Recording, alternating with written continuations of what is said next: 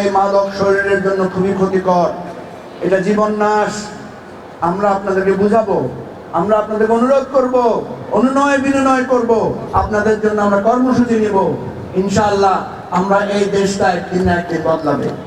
প্রিয় ভাই বন্ধুগণ, আমরা এখানে যারা আছি আমরা সবাই নাগরিক। ভোটের সময় আপনাদের কাছে এসে ভোট চাইছে না? তখন তো জিজ্ঞেস করে না। ভোট চাওয়ার সময় কাউকে জিজ্ঞেস করছে, ভাই আপনি হিন্দু না মুসলিম, আপনি মাজারি না বেমাজারি, জিজ্ঞেস করছে? আমি তো একজন প্রার্থী ছিলাম, আমি কোনোদিন কোনো লোকের দেখা করে জিজ্ঞেস করি নাই যে ভাই আপনি হিন্দু না মুসলিম, আপনি গাঁজা খান না আপেল খান না আঙ্গুর খান, জিজ্ঞেস করি নাই। তো ভোটের সময় জিজ্ঞেস করেন না কেন? ভোটের সময় মনে ছিল না? ভোটের সময় আসলে এগুলো মনে থাকে না?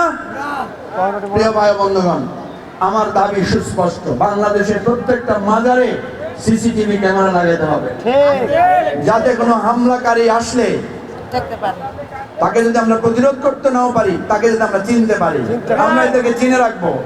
ভোটের সময় তারা আবার যদি মাজারের সামনে আসে, তাদেরকে বলবো তুমি হলো মাজারের হামলাকারী।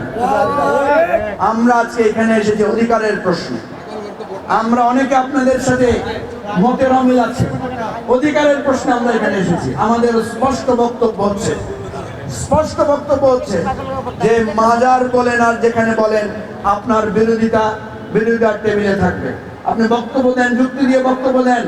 মাজারের কোনো অপসংস্কৃতি, কোনো লুটপাট, কোনো অনৈতিক কার্যক্রমের বিরুদ্ধে কথা থাকলে সেটা বলেন, আমরাও বলবো, আমরাও আপনাদের সাথে থাকবো। কিন্তু আল্লাহর ওয়াস্তে শক্তি প্রয়োগ করবেন না। মাজারের হামলাকে আমরা মাজার হামলা হিসাবে দেখি না, আমরা দেখি এটা বিরুদ্ধ মতের উপর হামলা। এই বিরুদ্ধ মতের উপর হামলা যদি চালু থাকে, কালকে দেখবেন আপনার বউ আপনার বিরুদ্ধে হামলা করবে। ঠিক আছে? মতের বিরুদ্ধে হামলা বন্ধ করেন, নাইলে এখান থেকে ঘর রক্ষা পাবে না।